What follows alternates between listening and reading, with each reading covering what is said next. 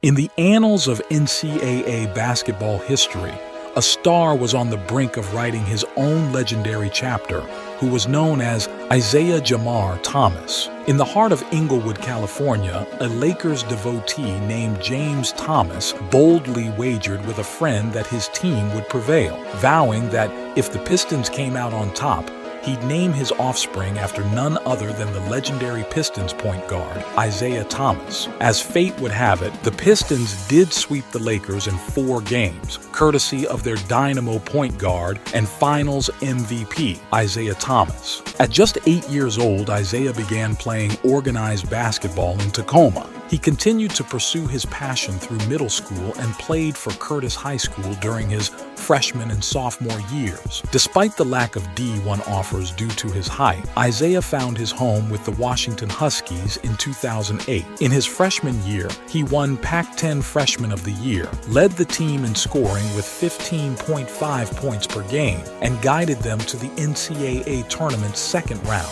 a rare feat for the Huskies. His sophomore year saw even more improvement as he averaged 17 points per game and earned first-team All-Pac-10 honors. During his early college career, he had to share the spotlight with senior Quincy Pondexter, who was averaging an impressive 20 points per game. However, the team's roster wasn't as strong as before, leading to low expectations for both Isiah and the team. Surprisingly, Isiah Thomas led the team to a remarkable 24-11 record and guided them to the Pac-10 championship game. One memorable game showcased his incredible talent when Washington faced Arizona, with the score tied at 75 and only 15 seconds remaining. Isiah Thomas took matters into his own hands, calling for an isolation play. He's going to do it himself.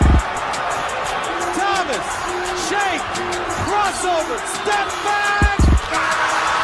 At the buzzer. Isiah decided to forego his senior year and declared for the 2011 NBA draft. Isiah Thomas, number 60 in the 2011 draft, and for those of you who don't know, there is not a 61. The 60th pick was just a number. Every year I had to fight that battle of, okay.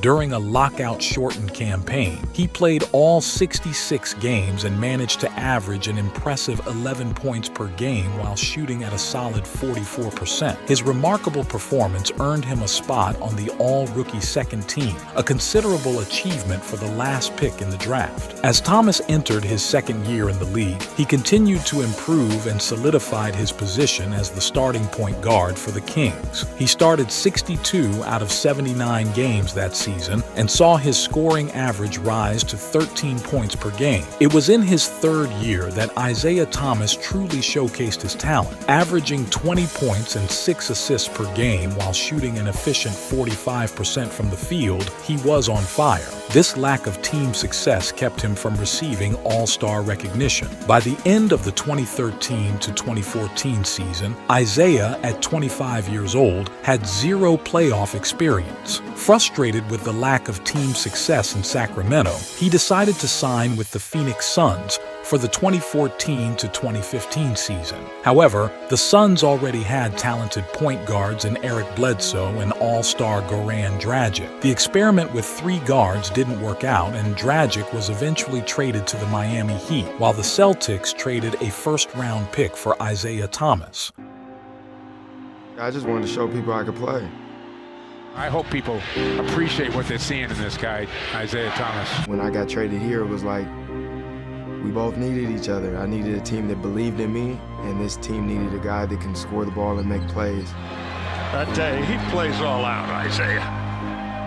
In the 2014 to 2015 season, he came off the bench for the Celtics, averaging an impressive 19 points and 6 assists per game. What was even more astonishing was his ability to transform the Celtics as a team. By season's end, the Celtics had turned things around and finished with a 40-42 record, securing a playoff berth. Thomas had proven himself as a leader who could elevate his team's performance. Despite being swept in the first round of the playoffs by LeBron James and the Cleveland Cavaliers, the Celtics saw Thomas's potential and recognized his leadership. In the 2015 to 2016 season, Isiah Thomas continued to defy expectations, earning the nickname King of the Fourth for his clutch performances. He He became the best in the league in clutch time, and one of the highlights of the season was when he led the Celtics to defeat the 73-win Golden State Warriors, handing them one of their 9 losses that year. The Celtics finished the season as the 5th seed with a record of 48-34. Thomas averaged 22 points and 6 assists per game, earning his first All-Star selection. Despite the individual accolades and team improvement, the Celtics couldn't advance past the first round of the playoffs, losing to the Atlanta Hawks in 6 games. Determined to compete at a higher level in the playoffs, the Celtics made a significant move in the offseason, acquiring All-Star free agent Al Horford to bolster their defense and overall team quality. As the 2016 to 2017 season approached, there were high expectations for Isiah Thomas and the Celtics, but what would transpire in the upcoming season was beyond anyone's wildest imagination. In that incredible season, Isiah averaged a whopping 29 points per game, making him a legitimate MVP candidate. Under his leadership, the Celtics secured the top seed in the Eastern Conference with a record of 53 wins and 29 losses. Isiah's nightly stats included 6 assists, a steal, shooting 46% from the field, and an impressive 38% from three-point range. What set Isiah apart was his clutch performances in the fourth quarter. He averaged an astonishing 10 points per game in the final quarter, an NBA record only matched by legends like Tracy McGrady, Kobe Bryant, LeBron James, and Russell Westbrook.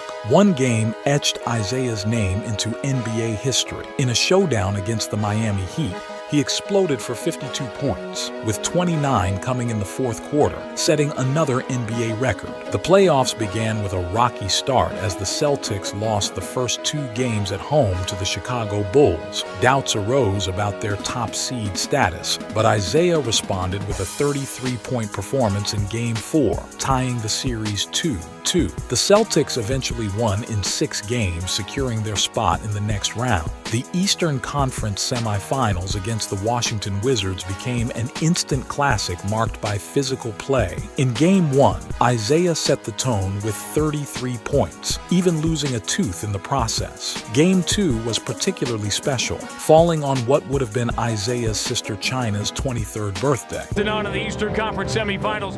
There's going to be times where you give it more than you ever thought you could. Whatever your job is, do it at a high level. Let's go. Good work. The team remains amazed at his ability to continue to play at this level when he has so much tragedy to deal with in his life. To make it even more poignant today would have been China Thomas's 23rd birthday. The Celtics won the series in Game 7, with Isiah's stellar performances in Games 6 and 7 being pivotal in their triumph. Isiah gave his all in the playoffs. However, by the Eastern Conference Finals against LeBron James and the Cavaliers, he could barely walk. It later emerged that the Celtics had failed to fully inform Isiah about the severity of his hip injury. He unwittingly put his career on the line to play through the pain. The Celtics traded him to the Cavaliers for Kyrie Irving. Unfortunately, the trade didn't pan out as expected, and Isiah's career took a nosedive. The injury weighed him down and derailed his once promising career. After a stint in Cleveland, he was traded to the Lakers at the deadline, but he was never able to recapture his MVP form. His agility diminished, and the hip issue cast a dark shadow over his abilities. In a mere year, Isiah went from the brink of securing a max contract to accepting a minimum one. Since then, he's been bouncing around the league, and currently, he's not even on an NBA team. Isiah Thomas's story is a poignant mix of inspiration and sadness. It serves as a stark reminder that the NBA is undeniably a business, where athletes must prioritize their own interests, as franchises, despite any professed love, can trade you without a second thought.